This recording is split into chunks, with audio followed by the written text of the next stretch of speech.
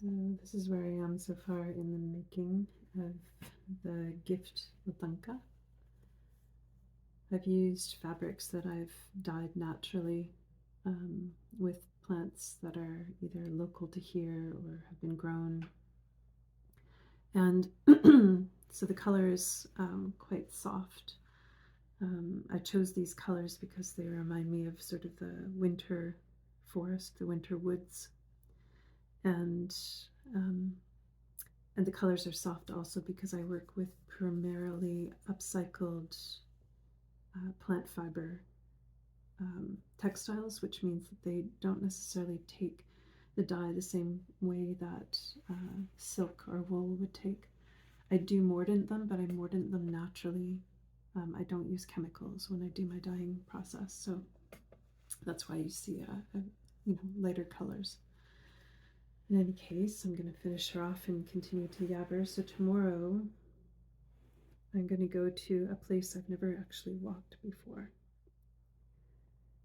I'm going to be introducing myself to this particular part of the land. So the reason I chose this location is that the last time I was out walking in the forest where I do normally do ceremony, I came out the path that opens onto a big open field, and then immediately I both sort of heard in my own inner mind and felt it in my heart when I looked across the field to this patch of forest.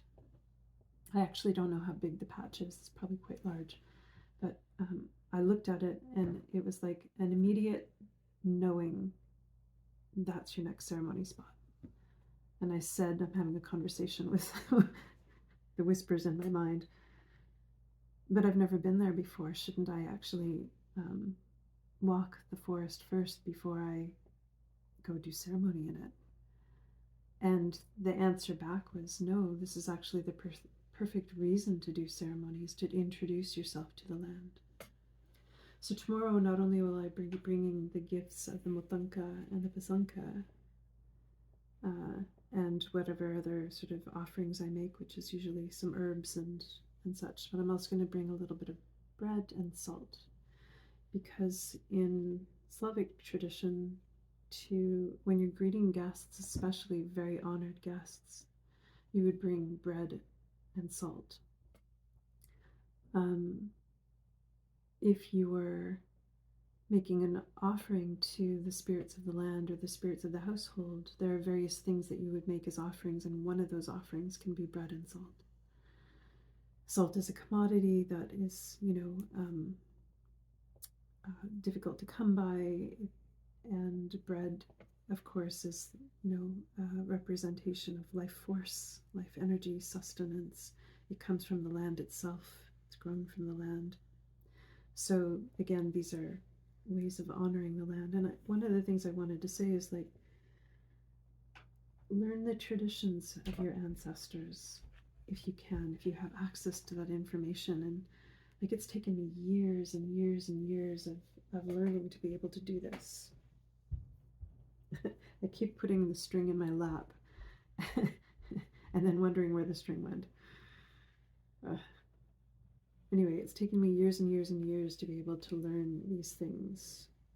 And again, part of that is like a lot of research, scholarly articles, a lot of reading of other Slavic practitioners, beginning to sort of sort through the various layers of history, so that I know when certain practices have emerged and others have deeper roots, etc. So, it takes a long time. You're not going to master it all in one go, but start. We owe the world to know our roots and to reconnect with the earth in a different way, from a place of recognizing who we are. And one of the things that you're seeing me do right now is attaching some antlers that I made from fabric, that I bound from fabric, onto the Mutanka's head, and then I'm going to give her a headpiece. So this is a representation of a form of, call her a goddess, or form of Mother Earth is what I like to think of her as. Sometimes she's called the Wana, and she often is depicted with antlers on her head. The antlers are like the hair, this way of being able to receive cosmic information or connect with the cosmos. And they're also a symbol of power for Slavic women. In fact, headdresses that have what look like horns on them are an adaptation of this idea of having antlers on the head or headdress. So Devana is, I'm not saying her name right, and I really obliterate all of the Ukrainian words I know, and I apologize to the Ukrainian speakers out there. I am still learning. She is the protectress of the forests and the wild animals, and she's a huntress as well as a protectress. So I used symbols of Devana on my Sanka that will be gifted tomorrow, and I'm giving her the antlers as part of that. Again, it just, it's like working with symbols that call to me, energies that call to me, and also just knowing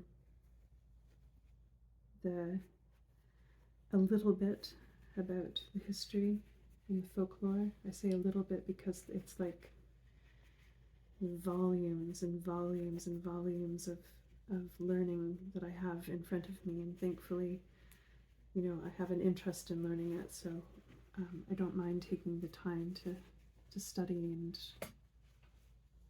and do the learning.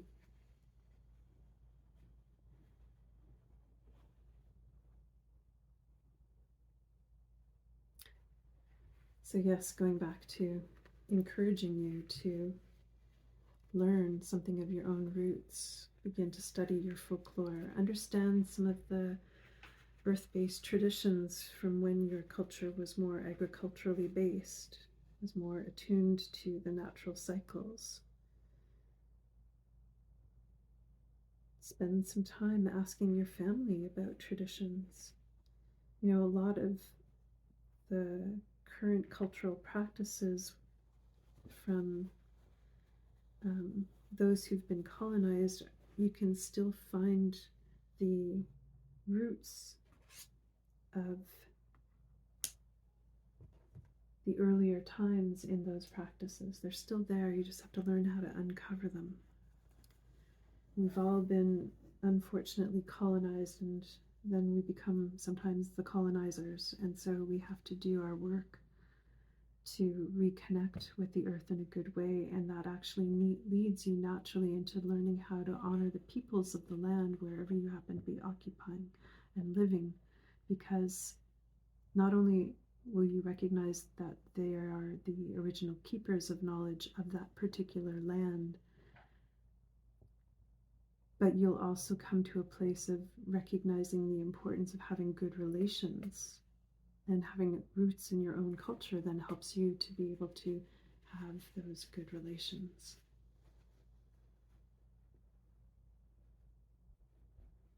Helps you.